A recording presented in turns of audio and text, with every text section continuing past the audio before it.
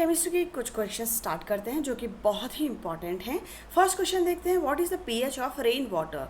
Rain water का जो pH है दैट इज़ 5.6। अब ये थोड़ा एसिडिक है। 5.6 का मतलब ये एसिडिक नेचर है इसका।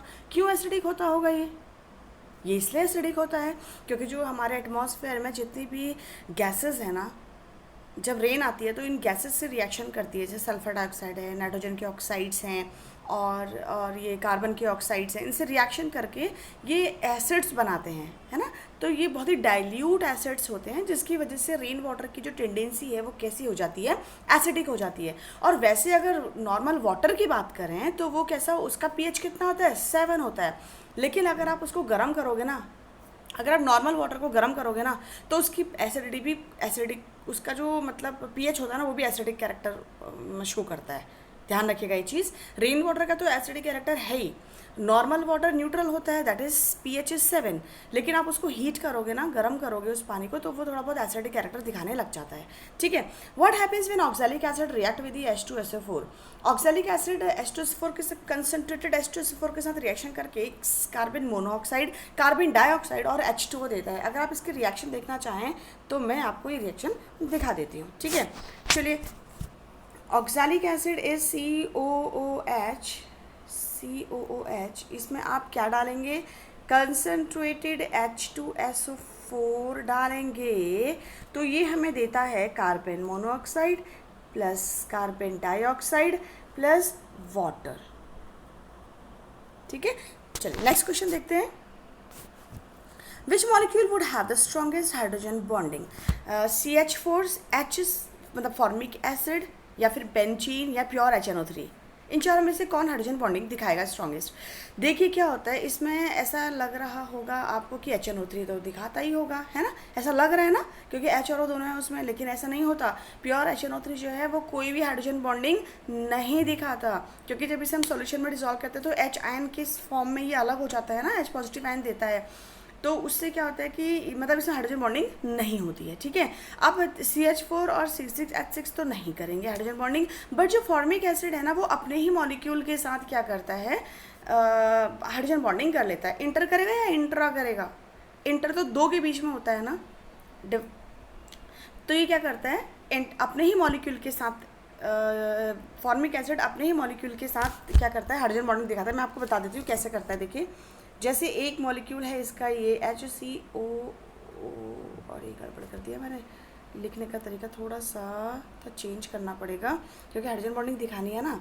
तो HC थोड़ा इस तरीके से दिखा देती हूँ, है ना। H ये फॉर्मिक एसिड है, और दूसरा जो मॉलिक्यूल है ना इसका, दूसरे वाले का जो ये H है, इसको यहाँ ले आओ, HO। अरे यहाँ पे एक O भी तो आएगा, 2 O हैं इसमें, H। ठीक है, तो HO, फिर क्या आएगा, HC, इसको इस तरीके से O बना दो। देखो हाइड्रोजन बॉन्डिंग यहाँ और हाइड्रोजन बॉन्डिंग यहाँ, तो दो जगह से हमें यहाँ पे H भी आएगा। तो ये देखिए हाइड्रोजन बॉन्डिंग इसमें दिख रही है। ठीक है, चलिए अब आगे बढ़ते हैं। Which of the following organic compound has the same hybridization as its combustion product CO2? इस क्वेश्चन को ध्यान से पढ़िए एक बार। Which of the following organic compound, कोई organic compound है भैया, has same hybridization as its combustion product CO2 has। कोई ऑर्गेनिक कंपाउंड है और हमें पता है कि ऑर्गेनिक कंपाउंड का जब कंबशन होता है ना तो उसमें से CO2 तो निकलती ही है और वाटर भी निकलता है। इसका मतलब अब ये CO2 का हाइब्रिडाइजेशन जो है वो उस ऑर्गेनिक कंपाउंड के जिससे CO2 निकला है उसका और इसका हाइब्रिडाइजेशन सेम होना चाहिए। तो देखिए, अगर हम इथेन, मीथेन, प्रोपेन देखें, या इथीन और इथाइन को देखें, तो सबसे कॉमन ऑर्गेनिक कंपाउंड यही है। यहीं से स्टार्ट कर लेते हैं। तो इथेन का अगर देखते हैं तो इथेन में तो कौन सी हाइब्रिडाइजेशन आ रही है, इथेन की तो नहीं आ रही। एक इथेन 3 4 से sp3 आ रही है ना, नहीं हो सकता। एक्चुअली पहले CO2 की पता करेंगे, पहले हम किसकी हाइब्रिडाइजेशन, CO2 की पता करेंगे। एक C पर हाइब्रिडाइजेशन देखिए, डबल बॉन्ड में एक सिग्मा होता है, एक पाई होता है। इधर भी एक पाई होगा, एक सिग्मा होगा, तो यानी कि 2 सिग्मा बॉन्ड है इसमें। तो 2 सिग्मा का मतलब sp हाइब्रिडाइजेशन। अब हम इथाइन का देखेंगे। इथाइन में एक कार्बन पर देखिए कितने सिग्मा बॉन्ड, एक ट्रिपल बॉन्ड में यहाँ ऊपर भी पाई नीचे भी पाई, बीच में सिग्मा, यानी कि एक ट्रिपल बॉन्ड में एक सिग्मा होता है और 2 पाई होते हैं। तो इस कार्बन पे अगर हम देखें तो 2 क्या बन रहे हैं, सिग्मा बॉन्ड बन रहे हैं, एक ये वाला और एक ये वाला। तो 2 सिग्मा हो गए, यानी कि इस पर भी क्या आएगा, sp आएगा। तो एक कार्बन पे 2 सिग्मा है तो each carbon is sp hybridize, यानी कि इथाइन है।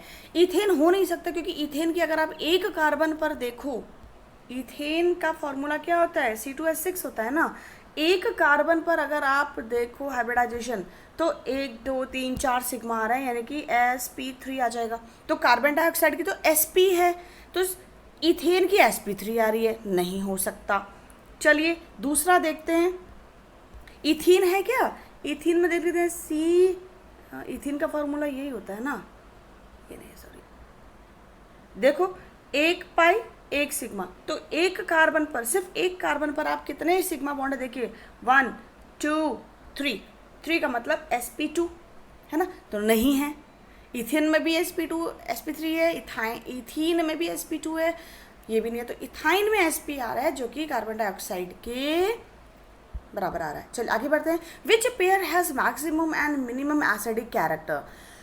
एसिडिक कैरेक्टर किसका मिनिमम होता है, किसका मैक्सिमम होता है, वो BF3 का जो होता है वो मिनिमम क्या होता है, इसमें एसिडिक कैरेक्टर होता है। एसिडिक कैरेक्टर देखो दोनों ही लिविस एसिड है, सॉरी दोनों ही लुईस एसिड हैं, BF3 और BI3, लेकिन मैक्सिमम BI3 का है। क्या रीज़न हो सकता है इसके पीछे, चलिए देखते हैं। इसमें जो BF3 है ना, इसके जो ओवरलैपिंग ऑफ ऑर्बिटल्स होती है ना वो मैक्सिमम होती है। क्या रीज़न होगा, B और F के जो ऑर्बिटल्स हैं उसमें जो ओवरलैपिंग होती है वो मैक्सिमम होती है। क्या रीज़न है, क्योंकि उनकी एनर्जी लगभग सेम है ना। ये एक ही ग्रुप के हैं ना, B बोरॉन, और ये एक ही तो पीरियड के हैं। कौन से पीरियड के हैं, सेकंड पीरियड के हैं, ठीक है। तो इनकी एनर्जी क्या होगी, ऑलमोस्ट सेम होगी। अब देखते हैं बी और आई में जो ओवरलैपिंग होती है वो क्या होगी, कैसी होगी, मिनिमम होगी या लीस्ट होगी,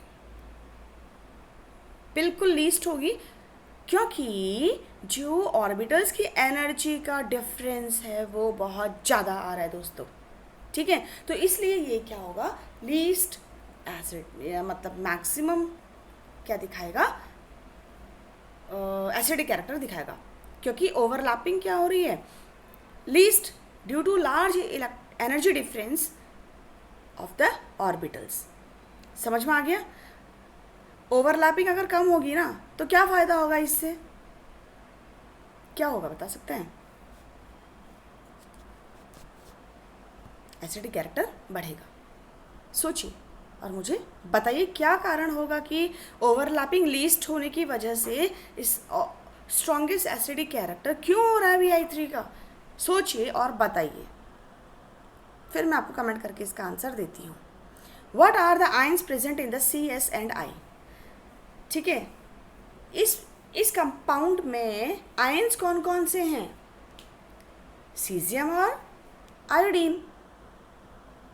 I3 नेगेटिव होना चाहिए, ये I3 नेगेटिव, ठीक है। CS I3 negative. ये क्वेश्चन आए हुए हैं, ये मत सोचिएगा मैंने खुद बनाए हुए हैं, ये आए हुए क्वेश्चन हैं। What will be the electronic configuration of the element which is just above the element with atomic number 43 is the in the same periodic table। अब इस क्वेश्चन को देखिए, ये थोड़ा अजीब सा क्वेश्चन है, इसको समझते हैं पहले। हमें ये पता है कि कितने पीरियड होते हैं, 1 2 3 4 5 6 और 7 पीरियड होते हैं ना। फर्स्ट और जब फर्स्ट से सेकंड में जाते हैं तो 2 इलेक्ट्रॉन्स का डिफरेंस आता है, थर्ड से सेकंड में आता है तो 8 इलेक्ट्रॉन का डिफरेंस आता है, थर्ड से फोर्थ में भी 8 का आता है, फोर्थ से फिफ्थ में कितने का आता है, 18 का आता है ना। फिर नेक्स्ट आते हैं 5 to 6 में भी 18 का आता है, और 6 to 7 में जब जाते हैं तो 32 का डिफरेंस आता है, ठीक है। फर्स्ट पीरियड से सेकंड पीरियड में जाते हैं तो 2 इलेक्ट्रॉन्स का डिफरेंस आता है ना, समझ गया ना। 2 से 3 में जाता है तो 8 इलेक्ट्रॉन्स का आता है, मतलब जैसे लिथियम और सोडियम के बीच का अगर आप इलेक्ट्रॉन डिफरेंस देखें तो 8 का आ रहा है, ठीक है। फिर नेक्स्ट 3 to 4 में 8 का, 4 to 5 में 18 का, 5 to 6 में 18 का और 6 to 7 में 32 का, यानी कि 2 8 8 18 18 32। इसे लर्न कर लीजिए, 2 8 8 18 18 32, ये डिफरेंस आता है। चलिए अब देखते हैं, इसको मैं एक बार हटाती हूँ। अब यहाँ क्वेश्चन को देखिए, ये कह रहा है कि 43 एटॉमिक नंबर है और इसके जस्ट अबव कौन सा एलिमेंट होगा। पहले आपको थोड़ा आइडिया लगाइए 43 कौन से पीरियड में आता है। 43 कौन से पीरियड में आएगा? 43 आएगा 5th पीरियड में, और इसका टेक्नीशियम है ना, ये एलिमेंट है। चलो तो इसके बाद अब 43 5th पीरियड बोला ना मैंने, यानी कि 4, अब 4th में जाएंगे तो 18 माइनस कर दीजिए। 43 ऊपर चलना है ना, 18 का गैप है, तो 43 माइनस 18 करिए, 25, यानी कि ये कौन सा एलिमेंट है? मैग्नीज। समझ गए ना? अगर आपको डिफरेंस पता है ना तो आप ऊपर को भी नीचे को भी कहीं को भी आप प्लस माइनस करके एलिमेंट का पता कर सकते हैं। 25 मैग्नीज का होता है। What happens when CO2 is bubbled through a solution of barium peroxide in water. ये क्वेश्चन जो है थोड़ा इम्पॉर्टेंट क्वेश्चन है, ठीक है। चलिए इसमें वाटर आएगा, यहाँ पर ब्रैकेट के ऊपर क्या आएगा? वाटर, ठीक है। तो बेरियम ऑक्साइड को जब हम वाटर में डालते हैं तो देखिए, एक तो CO2 है तो CO3 तो बनेगा ही, BaCO3 तो बनेगा ही। इसके अलावा जो H2O और O2 है उससे देख के लग रहा है कि हाइड्रोजन पेरोक्साइड भी बनेगा, H2O भी बनेगा। तो इसमें BaCO3 बनेगा, BaCO3 बनेगा, है ना। देखिए BaCO2 और यहाँ से एक और ले लो BaCO3 और जो बचा हुआ H2O2। तो ये बहुत ही इंपॉर्टेंट रिएक्शन है, हाइड्रोजन पेरोक्साइड इससे बनता है। What is Gilman reagent? What is its use? Gilman reagent जो होता है वो R2CU एलाई होता है, which is very very important, and it is use for the synthesis of new compound consisting of CC bond. ये जो होता है ना गिलमान रिएजेंट, ये न्यू कंपाउंड्स के फॉर्मेशन में काम आता है। कौन से कंपाउंड? जो CC बॉन्ड से जुड़े होते हैं आपस में, ठीक है। और ये एल्काइल एराइल और विनाइल हैलाइड्स जो होते हैं इनसे ही इनके रिएक्शन से बनते हैं। हैलाइड होने चाहिए, vinyl halide, alkyl halide, aryl halide, इस तरह के होने चाहिए विद द ग्रिग्नार्ड रिएजेंट। जैसे आप इनकी रिएक्शन कराएंगे ग्रिग्नार्ड रिएजेंट की या एल्काइल एराइल विनाइल हैलाइड्स की, तो हमें CC बॉन्ड वाले कंपाउंड्स दिखेंगे। तो ये किसकी वजह से हो रहा है? ग्रिग्नार्ड रिएजेंट, गिलमान रिएजेंट की वजह से। तो क्या काम है इसका? CC बॉन्ड वाले कंपाउंड्स का फॉर्मेशन करता है, ठीक है। नेक्स्ट देखते हैं, what are the stable nucleus. Stable nucleus वो होते हैं जिसका N/P रेशियो 1 होता है ना। तो N/P रेशियो समझते हैं ना आप, neutrons, number of neutrons upon number of protons. तो उनको आप डिवाइड करेंगे तो एटलीस्ट 1 आना चाहिए, 1 से ऊपर आएगा तो बहुत ही अच्छी बात है।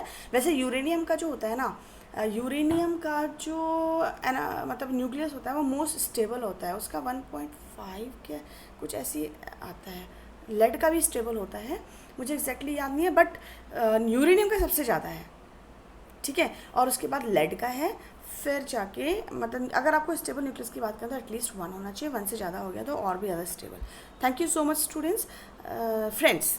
तो आज के लिए इतना ही, कल मैं फिर बहुत ही इंपॉर्टेंट क्वेश्चंस लेके आती हूँ आपके लिए। तब तक आप पढ़ते रहिए, खुश रहिए, मस्त रहिए। Good bye.